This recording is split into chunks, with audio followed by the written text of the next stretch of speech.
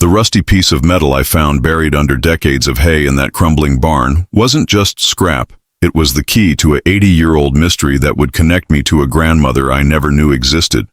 My name is Sloan Rivers, and 6 months ago I was just another out-of-work diesel mechanic in rural Kansas, sleeping on a lumpy mattress above Murphy's Diner where the smell of bacon grease never quite leaves your hair. At 28, I'd already been laid off from Henderson Trucking, burned through most of my savings, and listened to my older brother Camden tell me at least 50 times that I should give up on engines and find a real job in the city.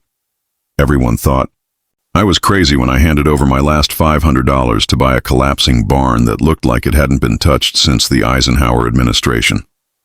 The roof had more holes than shingles, the foundation was sinking into the Kansas clay, and you couldn't even see the back wall through all the junk that had been piling up inside for decades.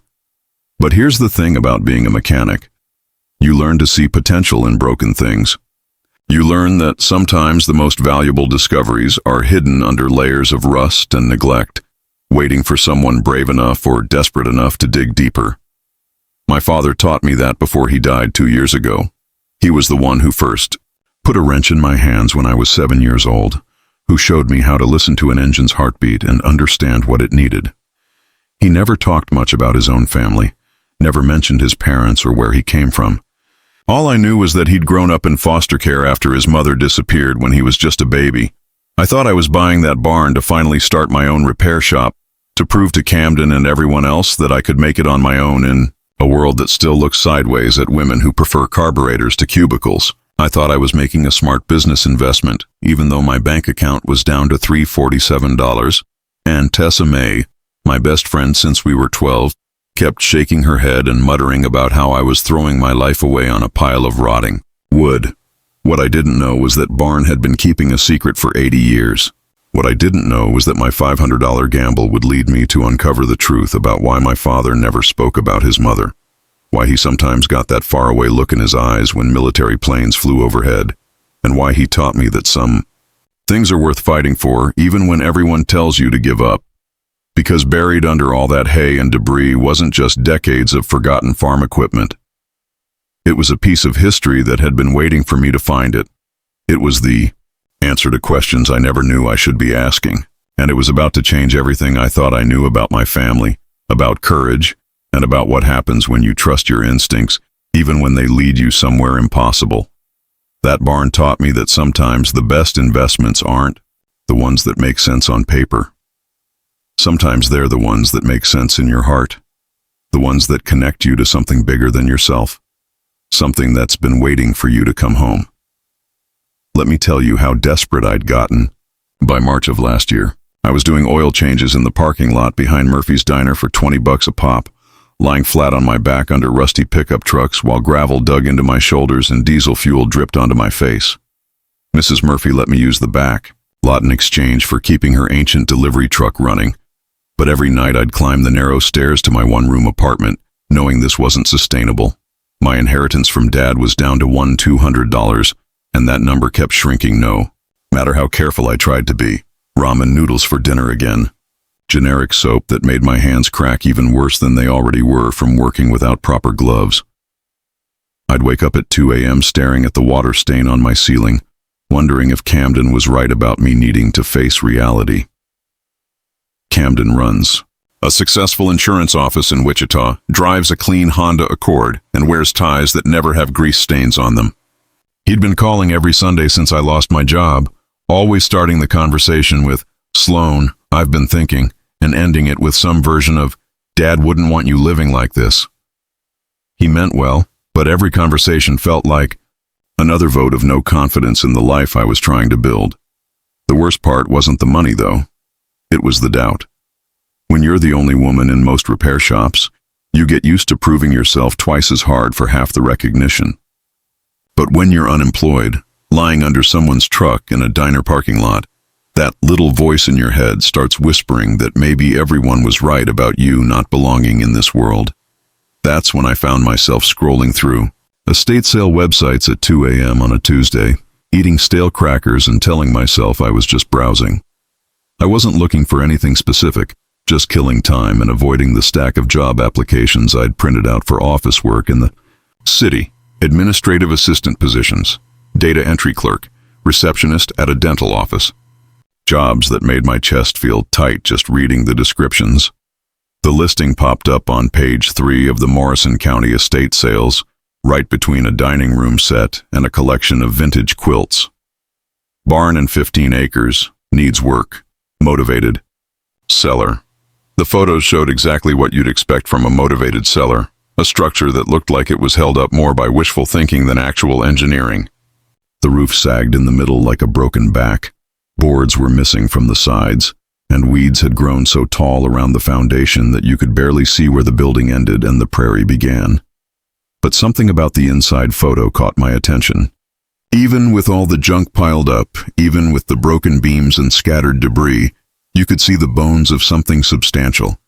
High ceilings, thick support posts, concrete floors that were cracked but solid. It had good bones, the kind of space you could actually work in if you weren't afraid of a little reconstruction. The seller was listed as Mrs. Cordelia Hatch, and her phone number had a local area code. I stared at that listing for 20 minutes, doing math in my head that didn't quite work. The asking price was $500, which was less than most people spend on a used lawnmower, but even $500 was money I couldn't afford to lose. I called Tessa, May instead. She answered on the 4th ring, groggy and annoyed. "Sloan, it's past midnight. What's wrong now?" "I found something. A barn. 15 acres. $500. Have you lost your mind completely or just partially?" Tessa May works the morning shift at the First National Bank, which means she sees everyone's financial business and has very practical opinions about money management. She's been my reality check since we were kids, the one who talked me out of trading my bike for a broken motorcycle when we were 14 and convinced me not to drop out of high school when things got tough junior year. "It's got potential, Tess. Real potential. I could set up a proper shop, have room for lifts, space for parts storage." "With what money, honey? You gonna fix cars with thoughts and prayers?" But even as she said it, I could hear something in her voice. Not encouragement exactly, but not complete dismissal either. Tessa May had watched me work miracles with engines that other mechanics had given up on. She'd seen me rebuild a transmission in her driveway when she couldn't afford the dealership quote, watched me diagnose problems that stumped guys with twice my experience. The next morning I drove out to see the barn. The address led me 20 miles outside Millfield, down a gravel road that turned into more of a suggestion than an actual path. When I finally found it, the place was even more run down than the photos suggested, but somehow that didn't discourage me. It just made the price make more sense. Mrs. Cordelia Hatch was waiting for me on the front porch of a small farmhouse about 100 yards from the barn. She moved slowly but deliberately, like someone who'd learned to be careful with her steps but wasn't ready to stop taking them. Her white hair was pulled back in a neat bun, and her eyes were the sharp blue of someone who'd spent decades watching weather patterns and making practical decisions. "You're the girl who called about the barn?" she said, not really a question. "Yes, ma'am. Sloan Rivers?" She looked me up and down, taking in my work boots, my jeans with the permanent grease stains, my hands that were already showing calluses at 28. "You know anything about construction?" "I know about fixing things that are broken." Something shifted in her expression, just slightly. "Well then, let's go take a look." Walking toward that barn felt like approaching a sleeping giant. Up close, you could see just how much work it would need: new roofing, foundation repairs, complete electrical overhaul if I wanted to run proper equipment. But you could also see the craftsmanship in the original construction, the attention to detail that had kept it standing through decades of Kansas weather. Mrs. Hatch unlocked the side door with an old brass key, and when she swung it open, the smell hit me first. Hay and motor oil, rust, and something else I couldn't identify, something that reminded me of my father's workshop, back when I was small enough to hand him tools and feel like I was helping with important work. "Haven't been inside in probably 10 years, she said, stepping carefully over the threshold. "My late husband used to store equipment in here, but after he passed, it just seemed easier to let it be." The interior was a maze of forgotten farm equipment, hay bales that had been there so long they'd practically fossilized, and tools that looked like they hadn't been touched since the Truman administration. But underneath all that neglect, I could see what this space could become. High ceilings that would accommodate car lifts, thick concrete floors that could handle heavy equipment, windows on the east side that would provide natural light for detail work. "Why are you selling?" I asked. Mrs. Hatch was quiet for a long moment, running her hand along one of the old wooden beams. "Some things are meant to be used, not just kept. This place needs someone who'll bring it back to life." Standing in that barn, surrounded by decades of accumulated junk but seeing the potential underneath, I felt something I hadn't experienced in months. Hope. Not the desperate kind that keeps you awake at night, but the steady, practical kind that makes you want to roll up your sleeves and get to work. "I'll take it," I heard myself say. Mrs. Hatch smiled for the first time since I'd arrived. "I was hoping you'd say that." The first morning I showed up to my barn with a borrowed pickup, truck full of cleaning supplies and determination, I realized I'd made a terrible mistake. What had looked like manageable clutter in the dim afternoon light now revealed itself as decades of serious accumulation. I'm talking about hay bales that had compressed into solid blocks, rusted farm equipment that would take a crane to move, and at least 3 generations of mice who'd apparently decided this was prime real estate. I stood in that doorway for a full 5 minutes, just staring. The task ahead of me wasn't renovation. It was archaeology. Every step forward revealed another layer of forgotten junk, another obstacle between me and the workspace I'd imagined. My $500 investment was starting to feel less like a bargain, and more like an expensive lesson in overconfidence. By noon, I'd managed to clear maybe 10 square feet of floor space and collected enough splinters to stock a small lumberyard. My back ached, my hands were bleeding despite the work gloves, and I was starting to understand why Mrs. Hatch had been so eager to sell. That's when Camden's white Honda pulled up the gravel drive. I heard his car door slam before I saw him, that particular sound of someone who's arrived to deliver unwelcome news. He appeared in the barn doorway wearing khakis and a polo shirt that had probably never seen a day of real work, looking around with the expression of someone touring a crime scene. "Jesus, Sloan, this is worse than I imagined. Hello to you too, Camden. Dad wouldn't want you living like this." He gestured at the chaos around us, at me standing there covered in dust and hay with my hair falling out of its ponytail. "Look at yourself. Look at this place. You're throwing your life away on a dump." The thing about Camden is that he genuinely cares about me. He's not trying to be cruel when he shows up uninvited to tell me I'm making bad choices. He's trying to be the responsible older brother, the one who stepped up when Dad died and tried to fill that role. But caring about someone and understanding them are 2 completely different things. "I know what I'm doing," I said, which was only partially true. "Do you? Because from where I'm standing, it looks like you're playing house in a building that's about to collapse on your head." He kicked at a loose board, and it crumbled into sawdust. "How much money do you have left?" "Really?" The honest answer was $747, but I wasn't about to give Camden more ammunition. "Enough." "For what?" "You need a new roof, foundation work, electrical, plumbing if you want running water. You're looking at $20,000 minimum, and that's if you do most of the work yourself." He'd clearly done research, which made it worse. "I talked to a contractor in Wichita. He laughed when I described this place. That stung more than I wanted to admit, because deep down I knew he was right about the numbers. I'd been so focused on the potential that I'd ignored the math, and math doesn't care about your dreams. "I can figure it out," I said. "How? You're living above a diner, taking $20 oil change jobs. You can't figure out miracles, Sloan." After he left, the barn felt twice as empty and 3 times as overwhelming. I sat on an overturned bucket and really looked at what I'd bought. Rotting beams, a floor covered in decades of debris, holes in the roof that were letting in more than just light. Camden's contractor was probably right to laugh. That's when Tessa May showed up with coffee and her own version of a reality check. "Honey, I drove past this place on my way to work this morning and saw your truck. Thought you might need some caffeine and common sense." Tessa May has a gift for showing up exactly when you need her, even when what you need is someone to tell you hard truths you don't want to hear. She picked her way through the debris in her bank teller clothes, careful not to snag her skirt on any of the protruding metal. "It's bigger than I expected," she said, which was Tessa May's diplomatic way of saying it was also more overwhelming than she'd expected.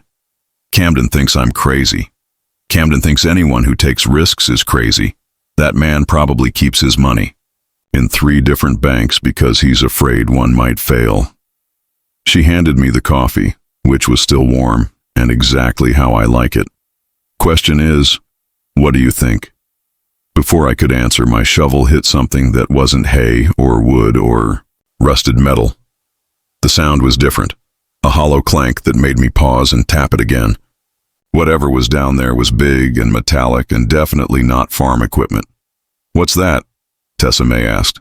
I cleared away more debris, working faster now that I'd found something interesting. The object was buried under at least 3 feet of accumulated junk, but I could make out a curved shape, painted in faded green that might once have been military specification. Help me with this hay bale. Together we managed to shift a bale that weighed more than both of us combined. Underneath, more of the metal object became visible. It was definitely curved, definitely painted, and definitely not supposed to be. Buried in a barn in rural Kansas. Sloan, what do you think that is? I had an idea, but it seemed impossible. The shape was too aerodynamic for farm equipment, too large for automotive parts, and that green paint looked exactly like the color they used on military aircraft during World War II. But that was crazy thinking. People don't just bury airplanes in barns. I don't know, I said, which was mostly true. But I'm going to find out. That night, I lay in my apartment above Murphy's Diner, staring at the water stain on my ceiling and thinking about that piece of metal. My logical brain, the part that sounded like Camden, kept insisting it was probably just an old tractor part or maybe some kind of industrial equipment. But the part of me that had grown up listening to my father's stories about engines and machinery knew I'd never seen anything quite like it. My bank account showed $690 after buying supplies for the day. At this rate, I had maybe 2 weeks before I'd be completely broke.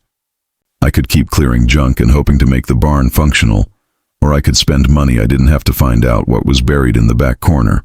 The practical choice was obvious. Focus on making the space livable, ignore the mysterious metal object, and try to build something resembling a business before my money ran out. But lying there in the dark, listening to the sounds of the diner closing down below me, I couldn't stop thinking about my father. He taught me that sometimes the most important discoveries happen when you're looking for something else entirely. He'd shown me that engines tell stories if you know how to listen, and that the best mechanics are the ones who aren't afraid to dig deeper when something doesn't make sense. The next morning, I called Dexter Kowalski. Dexter had worked with my father for 15 years at Henderson Trucking before they both got laid off. He's the kind of engineer who can look at a broken machine and see exactly what's wrong and exactly how to fix it. More importantly, he's the kind of friend who'll answer his phone at 7 a.m. when you call with a crazy request. Sloan? Everything. Okay. I need your opinion on something. Can you meet me at my barn this afternoon? Your barn? You mean that death trap you bought with your last $500? That's the one. There was a pause, and I could hear him thinking. Dexter doesn't make quick decisions about anything, which is probably why he's such a good engineer and such a frustrating person to have casual conversations with. What kind of opinion? The kind where you help me figure out what's buried under. About 40 years of junk. Buried? I found something, Dex. Something that doesn't belong in a barn in Kansas. Another pause. Longer this time. I'll be there at 3. That afternoon, Dexter arrived in his ancient Ford pickup, carrying a toolbox that probably weighed more than I did, and wearing the skeptical expression he reserved for projects that seemed too good to be true. He took one look at the barn and whistled low. Sloan, this place makes my garage look like a palace. Just wait until you see what's underneath all this. I led him to the back corner where I'd been working, to the area where that curved piece of metal was becoming more visible, with each layer of debris we removed. Dexter knelt down and ran his hands over the surface, the way he used to examine engine blocks when we were trying to diagnose problems that had stumped other mechanics. This isn't farm equipment, he said after a few minutes. What do you think it is? He was quiet for a long time, clearing away more debris and exposing more of the curved surface. The paint was faded but still visible in places, and there were markings that looked like they might once have been military insignia. "Sloan, I think you might have found part of an aircraft." The words hung in the air between us, impossible but somehow inevitable. I'd been thinking the same thing, but hearing Dexter say it made it real in a way that was both exciting and terrifying. What kind of aircraft? That's what we're going to find out. Standing in that barn, looking at what might be the discovery of a lifetime or just an expensive distraction I couldn't afford, I felt the same mix of hope and terror I'd experienced as a kid when Dad would let me help with a particularly challenging repair. The moment when you're committed to seeing something through, even when you're not sure you're strong enough or smart enough or brave enough to handle what you might find. But I was my father's daughter, and he'd taught me that some things are worth the risk. Standing there with Dexter in that dusty barn, staring at what was definitely part of an aircraft buried under decades of debris, I had one of those moments where you can feel your life splitting into two different paths. Path 1, walk away, focus on making the barn functional, try to build a business with the little money I had left. Path 2, dig deeper into something that could either be the discovery of a lifetime or the financial mistake that would leave me completely broke. The smart choice was obvious. I had $695 left in my account, no steady income, and a brother who was already convinced I'd lost my mind. Spending money to excavate some old airplane parts made about as much sense as buying lottery tickets when you can't afford groceries. But here's what I'd learned from 16 years of working on engines. Sometimes the most important repairs happen when you follow the problems that don't make sense, when you ignore the obvious diagnosis and dig into the weird symptom that keeps nagging at you. My father taught me that the best mechanics aren't afraid to chase mysteries, even when everyone else thinks they're wasting time. "Dexter, what would it take to fully uncover this thing?" He walked around the buried section, measuring with his eyes and doing the kind of mental calculations that made him such a good engineer. "Depends how big it is. If it's just a wing section, maybe we could do it by hand in a couple days. If it's a whole aircraft..." He shook his head. "That's heavy equipment territory." "How heavy?" "Small excavator. Nothing huge, but more than we can move with shovels and crowbars." I did the math in my head, and the numbers weren't encouraging. Equipment rental, fuel, probably some specialized tools I didn't own. I was looking at spending at least $300, which was money I absolutely could not afford to lose. "What if we start small? Just clear enough to figure out what we're dealing with?" Dexter studied my face the way he used to study engine problems, looking for clues about what I was really thinking. "Sloan, are you sure about this? Because once we start digging, there's no putting the dirt back and pretending we didn't see anything." That night, I called the local historical society. I'd never contacted them before, but if we really had found part of an old military aircraft, they might have resources or at least information that could help us understand what we were dealing with. The phone rang 4 times before someone picked up. "Morrison County Historical Society. This is Ivy Chen." "Hi, my name is Sloan Rivers. I'm calling because I think I might have found something on my property that could be historically significant." "What kind of something?" I took a deep breath. "What appears to be part of a World War II aircraft buried in my barn." There was a pause, and I could hear papers rustling in the background. "Can you describe what you found so far?" I told her about the curved metal surface, the faded military green paint, what looked like partial markings or insignia. Ivy listened without interrupting, asking detailed questions about the size, the location, the condition of what we could see so far. "Mr. Rivers, I have to ask, are you certain this isn't farm equipment? We get calls about aircraft discoveries fairly regularly, and most of them turn out to be old tractors or industrial machinery." "It's Ms. Rivers, and honestly, no, I'm not certain of anything yet. That's why I'm calling you." "Fair enough. Would you be willing to let me come take a look? I volunteer here, but my day job is with the State Archaeological Survey. I've seen a lot of buried metal objects, and I can usually tell pretty quickly whether something is worth investigating further." We arranged for her to come out the next afternoon. After I hung up, I sat in my cramped apartment and tried to imagine. Explaining to Camden that I'd spent our family's last few $100s digging up airplane parts in a barn that was falling down around my ears. But I kept thinking about my father. about how he'd never talked about his family or where he came from. He'd grown up in foster care after his mother disappeared when he was just a baby, but he'd never seemed curious about her story. Or maybe he'd been curious and just learned not to ask questions that didn't have answers. What if this airplane, whatever it was, had some connection to our family's history? What if there was a reason it had ended up buried on property that I'd somehow been drawn to buy? I was probably reaching, looking for meaning in a coincidence that was just a coincidence. But lying there in the dark, I couldn't shake the feeling that finding this buried aircraft wasn't random. It felt like something I was supposed to discover. The next morning, I drove to Morrison Equipment Rental with a check I really couldn't afford to write. The owner, Gary Morrison, had known my father back when we lived in town, and he gave me the kind of look that said he was doing me a favor I probably didn't deserve. You want to rent an excavator to dig up airplane parts? Maybe airplane parts. I won't know until I dig. Gary walked me over to a compact excavator that looked like it could do the job without completely destroying my budget. This one runs about $180 for the day plus fuel. You know how to operate heavy equipment? I can figure it out. That's not really how heavy equipment works, Sloan. But Gary had watched me grow up helping my father with mechanical projects, and he'd seen me rebuild engines that other people had given up on. After 20 minutes of basic instruction and a liability waiver that made me nervous to sign, I was driving the excavator up onto a trailer behind my borrowed pickup truck.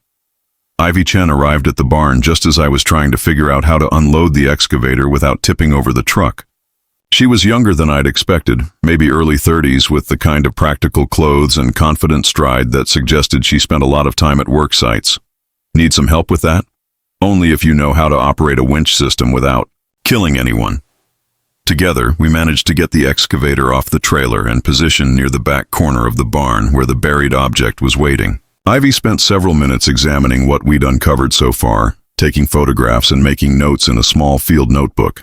The paint color is consistent with military aircraft from the 1940s, she said, and this curvature suggests wing construction rather than fuselage, but I can't make any definitive identification until we see more of the structure. Dexter arrived as I was starting up the excavator, carrying his toolbox and wearing the resigned expression of someone who'd decided to see a questionable project through to its conclusion. You sure about this, Sloan? No, but I'm doing it anyway. Operating.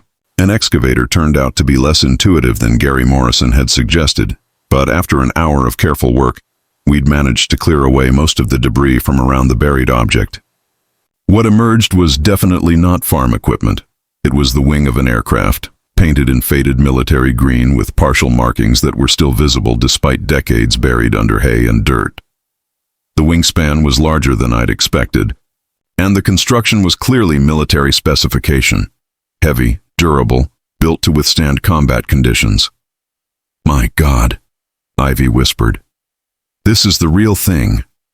But as we cleared more debris, it became obvious that we weren't just looking at a wing section. There was more airplane under there, a lot more. The fuselage extended back into the barn further than our initial excavation had revealed, and it was remarkably well preserved considering how long it had been buried. This isn't a crash site, Dexter said, walking around the exposed sections and examining the structure.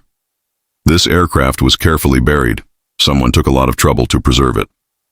Ivy was photographing everything, documenting the markings and serial numbers that were becoming visible as we cleaned away decades of dirt and debris.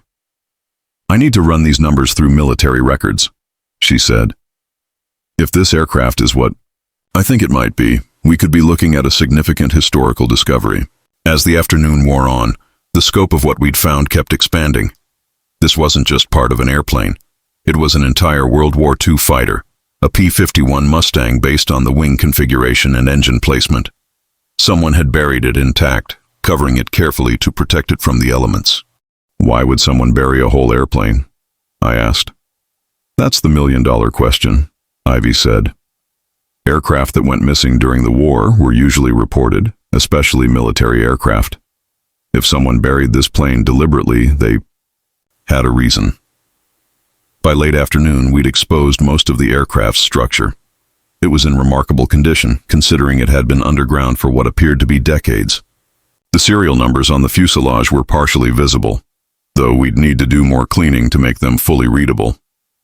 Standing there looking at a World War II fighter plane in my barn, I felt the same mix of excitement and terror I'd experienced as a kid the first time my father let me start an engine by myself. The moment when you realize you're responsible for something much bigger and more powerful than you fully understand. What happens now? I asked Ivy. Now I research these serial numbers and try to figure out who this airplane belonged to and how it ended up buried in your barn. Could take a few days, could take a few weeks. Military records from that era aren't always complete. Dexter was still circling the aircraft, his engineer's eye catching details that the rest of us were missing. "The engine's still there," he said. "Looks like it was preserved intentionally. Someone went to a lot of trouble to keep this aircraft intact." After Ivy and Dexter left, I sat alone in the barn with my discovery, trying to process what had just happened. 6 hours ago, I'd been a broke mechanic with a collapsing barn and a dwindling bank account. Now I was the owner of what appeared to be a historically significant World War II aircraft that had been hidden away for more than half a century. The practical part of my brain was already calculating the implications. Historical aircraft were valuable, sometimes extremely valuable. If this P-51 could be authenticated and restored, it might be worth more money than I'd ever imagined having. But there was something else nagging at me, something beyond the potential financial windfall. This airplane had been buried deliberately, carefully preserved by someone who wanted to protect it. Someone had gone to enormous trouble to hide it away, and now it had somehow ended up on property that I'd been inexplicably drawn to buy. My father had always said that good mechanics follow their instincts, even when logic suggests they're wrong. Standing there in that barn, surrounded by the biggest mystery I'd ever encountered, I could feel those instincts telling me that this discovery was about more than money or historical significance. This airplane had a story, and somehow I was meant to be the one to uncover it. 3 days after we fully excavated the P-51, Ivy Chen called me at 6:30 in the morning. I was sitting at the counter in Murphy's Diner, nursing my second cup of coffee and trying to wrap my mind around the fact that I owned a World War II fighter plane, when my phone rang. "Sloan, I need you to sit down."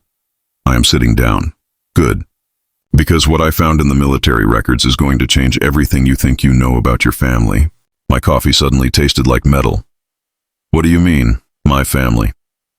"The P-51 you found belonged to Flight Lieutenant Grace Montgomery, Women Air Force Service pilot, service number 4473251. She went missing on November 15, 1944, during a routine ferry flight from California to Kansas. The plane was never found, and she was declared dead 6 months later. I was writing down the information on a napkin, but my hands were starting to shake. "Okay, but what does that have to do with my family?" "I ran Grace's name through genealogy databases, cross-referenced with the information you gave me about your father growing up in foster care.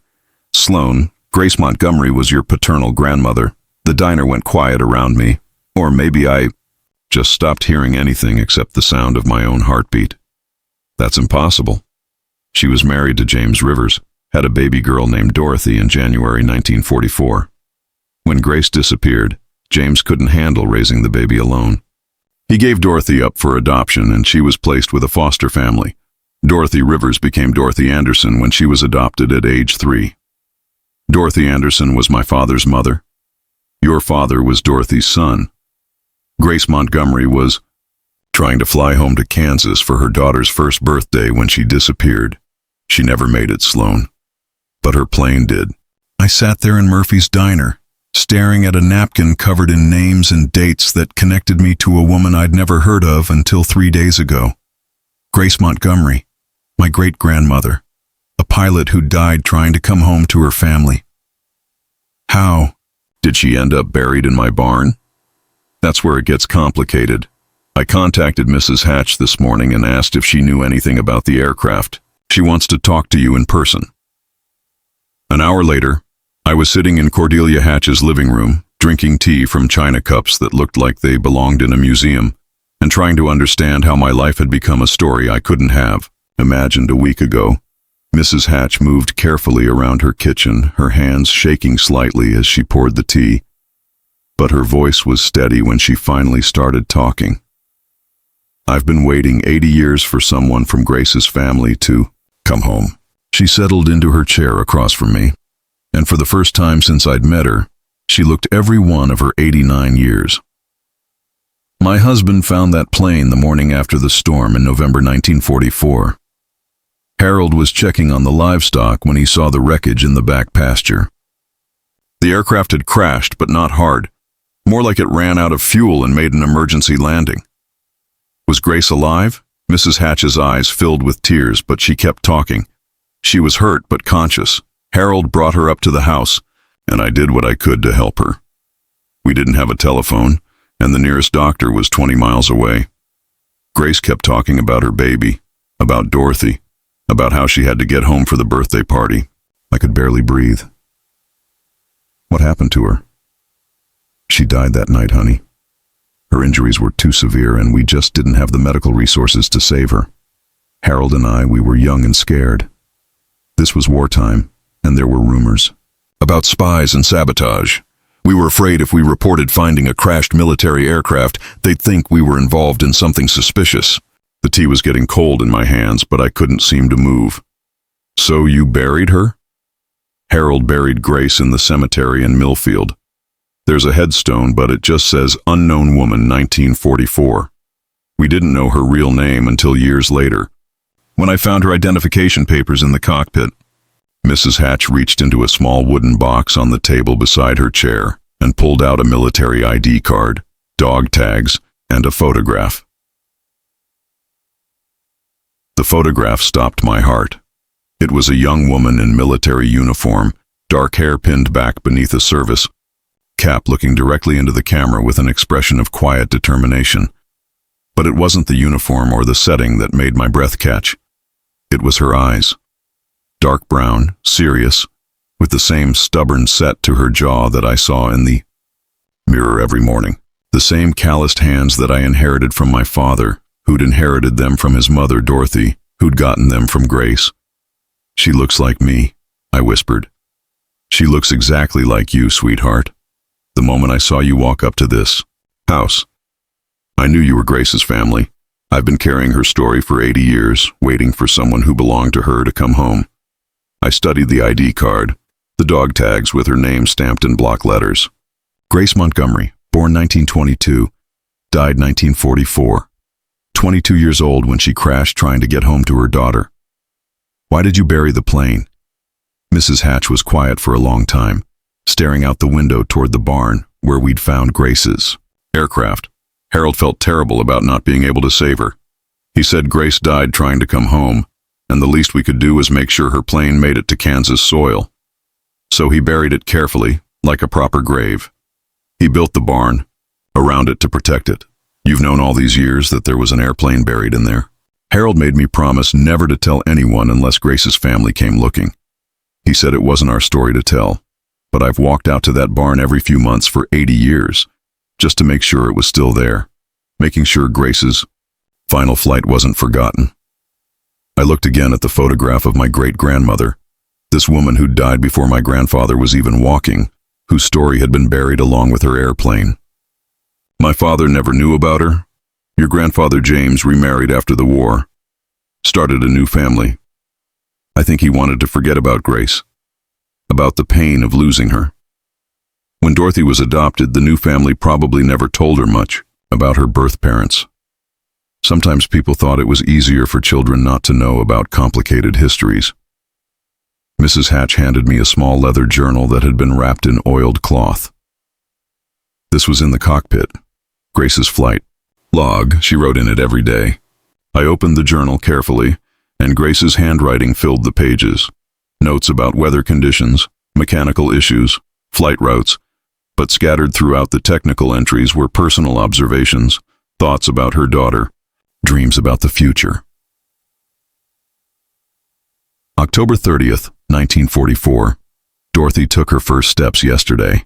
James says she's going to be a mechanic like her mama, the way she grabs for tools when I'm working on the engine. Can't wait to teach her everything I know about flying. November 10th, 1944. 5 more days until Dorothy's birthday. Found a music box in Los Angeles that plays her favorite lullaby. Hope I can make it home in time to see her face when she opens it. November 15th, 1944. Weather turning bad over Kansas, but I'm not missing Dorothy's birthday. This bird and I are going home. That was the last entry. Sitting in Mrs. Hatch's living room, holding my great-grandmother's flight log and looking at a photograph of a woman who'd died trying to come home to her family, I finally understood why I'd been drawn to that barn. It wasn't coincidence or luck or even practical real estate sense. It was Grace, somehow calling her family home. "Mrs. Hatch, why did you sell me the barn? You could have kept this secret forever." She smiled, and for the first time since I'd met her, she looked peaceful. "Harold died 15 years ago, and I'm not going to be around much longer. I couldn't take Grace's story to my grave, couldn't let her stay buried and forgotten. When I saw your name on the purchase papers, Rivers, I wondered if you might be connected. When I met you and saw those Montgomery eyes, I knew for sure." Montgomery eyes? That's what Harold always called them. Grace had the same dark brown eyes. "You do, same determined look, like you could stare down a tornado if you had to." I spent the rest of the afternoon at Mrs. Hatch's house, going through Grace's personal effects and learning about the great-grandmother I'd never known existed. Grace had been a mechanic before she became a pilot, one of the first women trained to ferry military aircraft during the war. She'd met my great-grandfather James at an air show in 1943, married him 3 months later, and had Dorothy while continuing to fly missions for the military. "She was exactly like you," Mrs. Hatch said as I was getting ready to leave. "Stubborn, determined, not afraid to work with her hands or take risks that scared other people." Grace would have loved knowing that her great-granddaughter became a mechanic, that the family talent didn't skip generations. Driving home from Mrs. Hatch's house, I kept looking at Grace's photograph on the passenger seat beside me. For the first time in my adult life, I understood where I came from. Not just geographically, but spiritually.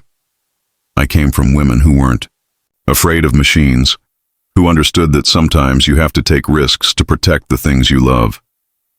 My father had grown up believing his grandmother abandoned her family.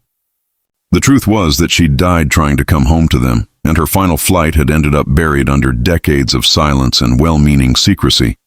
But Grace's story wasn't finished. Her plane had waited 80 years for the right person to find it, and now that person turned out to be her own great-granddaughter. The woman who'd inherited her hands, her stubborn streak, and her refusal to give up on mechanical puzzles that didn't make sense to other people.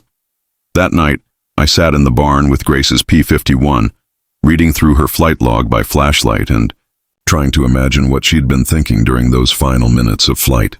She'd been 22, just 6 years younger than I was now, fighting bad weather and a failing engine to make it home for her daughter's birthday. She hadn't made it home that day in 1944, but somehow, 80 years later, she'd brought me home. Instead, standing next to Grace's aircraft, holding her photograph and her flight log, I felt something I'd never experienced before. I felt connected to something bigger than myself, to a legacy of women who understood that some things are worth fighting for, even when the odds are against you. Grace Montgomery had been trying to come home to her family when she died. Now her family had finally come home to her. The morning after I learned Grace Montgomery was my great-grandmother, I woke up feeling like I was living in someone else's life. I had a World War II fighter plane in my barn, a family history I'd never known existed, and absolutely no idea what to do next. My bank account still showed $347. I was still living above Murphy's Diner, and I still needed to figure out how to build a life that made sense. But for the first time since my father died, I felt like I had a purpose that went beyond just surviving. I called Camden before I lost my nerve. "Sloan, it's barely 7 in the morning. I found her, Camden. I found Dad's grandmother." There was a long pause. Camden had heard me talk about the airplane, had dismissed it as another one of my impractical projects, but something in my voice must have told him this was different. "What do you mean you found her?" I told him everything. About Grace Montgomery, about the flight log, about Mrs. Hatch keeping secrets for 80 years. I told him about the photograph that looked like it could have been taken of me in a World War II uniform, about the woman who died trying to come home to her daughter. When I finished, Camden was quiet for so long I thought the call had dropped. Camden, are you there? I'm here.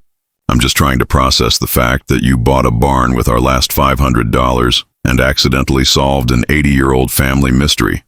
So you believe me? Sloan, I've spent 2 years watching you make decisions that seemed crazy, but somehow worked out. Finding our great-grandmother's airplane in your barn is definitely the craziest thing yet. But at this point, I'm not even surprised. That was the moment I realized Camden's criticism hadn't been about me making bad choices. It had been about him being scared of losing the only family he had left. Watching me take risks he didn't understand because he couldn't see what I was seeing. What are you going to do with it? He asked. I have no idea, but within a week, I started figuring it out. Ivy Chen connected me with the Commemorative Air Force, an organization dedicated to preserving World War II aircraft. When they learned about Grace's P-51, they offered to help with authentication, restoration, and eventually finding a way to honor Grace's service. The story spread faster than I'd expected. Local newspaper picked it up first, then regional papers, then aviation magazines. Within a month, I was getting calls from historians, documentary filmmakers, and aviation enthusiasts from across the country. Everyone wanted to know about the WASP pilot whose plane had been hidden for 80 years, and the mechanic granddaughter who'd found her. More importantly, people wanted to help. Marcus Chen, Ivy's brother, and a retired aircraft restoration specialist, volunteered to oversee the P-51's restoration. A group of veteran mechanics from the regional airport offered their expertise. The local VFW raised money for parts and materials. Even Mrs. Hatch contributed, using money from her late husband's life insurance policy that she'd been saving for something special. Harold would have loved this, she told me as we watched volunteers carefully moving Grace's aircraft to a temporary restoration facility. He always said that plane was meant to fly again someday. But the real transformation was in me. Working on Grace's P-51 gave me something I hadn't experienced since my father died. The feeling that my mechanical skills were part of something larger than just fixing broken engines. Every bolt I restored, every component I rebuilt, was connecting me to Grace's story and honoring the sacrifice she'd made trying to come home to her family. Camden surprised everyone by taking a leave of absence from his insurance office to help manage the restoration project. It turned out my practical older brother had inherited some of the family mechanical aptitude, and more importantly, he'd inherited Grace's stubborn determination to see difficult projects through to completion. I still think you're crazy, he told me as we worked together to rebuild the P-51's engine. But I'm starting to understand that crazy runs in our family, and maybe that's not such a bad thing. 6 months after I'd bought that collapsing barn for $500, it had been transformed into something none of us had imagined. The restoration project had attracted enough volunteers and donations to not only fix the roof and foundation, but to turn the space into a proper aircraft restoration facility. We had professional-grade equipment, organized tool storage, and a workshop area that my father would have been proud to work in. But more than that, the barn had become the heart of something bigger. Veterans stopped by to share their own stories. Aviation students came to learn about World War II aircraft.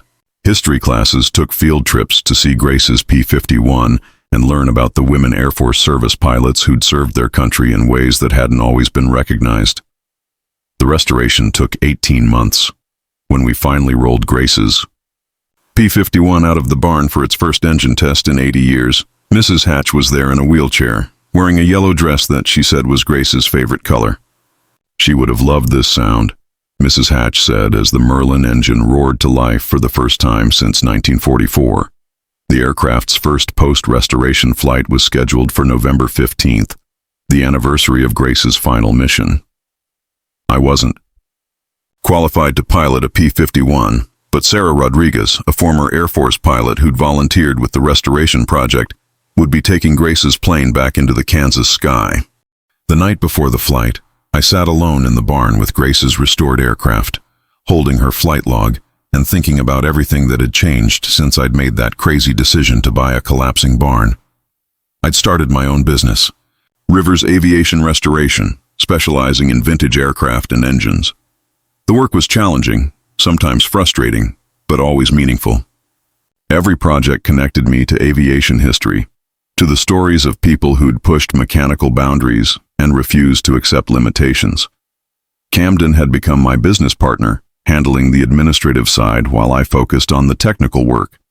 We'd hired 3 employees, including Tessa May, who'd discovered a talent for parts research and customer relations that surprised everyone, especially herself. Who knew that 20 years of banking experience would make me good at tracking down vintage aircraft components? She'd said after successfully locating a rare propeller assembly for a 1943 Corsair. But the most important change was in how I understood myself and my place in the world. I wasn't just a mechanic trying to prove she belonged in a male-dominated field. I was Grace Montgomery's great-granddaughter, carrying forward a family legacy of women who understood machines, took calculated risks, and refused to give up when things got complicated. The morning of November 15th, hundreds of people gathered at the small regional airport to watch Grace's P-51 take to the sky. Mrs. Hatch was there, along with several other World War II veterans, local officials, and aviation enthusiasts who'd followed the restoration story. Camden stood beside me, wearing a tie that only had one small grease stain on it, trying to look official while fighting back tears. As Sarah Rodriguez taxied Grace's P-51 down the runway, I thought about the young woman who'd made this same flight 80 years ago, determined to make it home for her daughter's birthday. She hadn't completed that mission, but in a way, she'd completed something even more important. She'd brought her family home to a legacy of courage, determination, and the understanding that some things are worth fighting for, even when the odds seem impossible. The P-51 lifted off smoothly, climbing into the clear Kansas sky with the grace and power that had made it legendary during World War II. For 20 minutes, Sarah flew Grace's aircraft over the landscape where it had crashed 8 decades ago, over the barn where it had been buried and preserved, over the community that had come together to bring it back to life. When the plane landed, I was crying too hard to speak. But Mrs. Hatch, who'd waited 80 years to see Grace's story properly, managed to find her voice. She made it home, she whispered. Grace Montgomery finally made it home. Today, Grace's P-51 is housed permanently in our barn, which has become the Grace Montgomery Aviation Heritage Museum. We give tours, host educational programs, and continue restoring vintage aircraft that might otherwise be lost to history. Every visitor learns about Grace's story, about the women Air Force service pilots who served with courage and skill, and about the importance of preserving the stories that connect us to our past. But for me, the most important lesson wasn't about history or aviation or even family legacy. It was about trusting your instincts, even when everyone else thinks you're making a mistake. Sometimes the most important discoveries happen when you're willing to dig deeper into mysteries that don't make logical sense, when you're brave enough to invest in possibilities that other people dismiss as impractical. That $500 barn didn't just give me a business or solve a family mystery. It taught me that taking calculated risks isn't about being reckless. It's about having the courage to follow your instincts when they lead you towards something meaningful, even if you can't see the whole path from where you're standing. My father used to say that good mechanics listen to what engines are trying to tell them, that the best repairs happen when you pay attention to the symptoms that don't fit the obvious diagnosis. Grace Montgomery's story had been trying to surface for 80 years, waiting for someone with the right combination of mechanical skills, stubborn determination, and family connection to dig deep enough to find the truth. I still live in Kansas, still work with my hands, still believe that broken things can be fixed if you're patient enough and determined enough to understand what's really wrong. But now I also know that I come from a long line of women who shared those beliefs, who understood that sometimes the most important work happens when you're willing to take risks that other people don't understand. Grace Montgomery died trying to come home to her family in 1944, but her story didn't end there. It continued through her daughter Dorothy, through my father who taught me to love engines and trust my instincts, and through me as I carry forward her legacy of courage, determination, and the refusal to give up on things that matter. Every time I fire up that Merlin engine for a demonstration flight, every time I see a young girl's eyes light up when she learns that women have always been pilots and mechanics and engineers, I know that Grace's final mission wasn't a failure. It was just the beginning of a story that's still being written. If this story moved you, inspired you, or made you think about your own family mysteries and untold legacies, I'd love to hear about it in the comments below. And if you enjoyed this journey through aviation history and family discovery, please like this video and subscribe to the channel for more incredible true stories that prove sometimes the most amazing discoveries happen when we're brave enough to dig deeper into the mysteries right in front of us. Because sometimes, the most important things we find aren't the ones we were looking for. Sometimes they're the ones that have been waiting for us all along.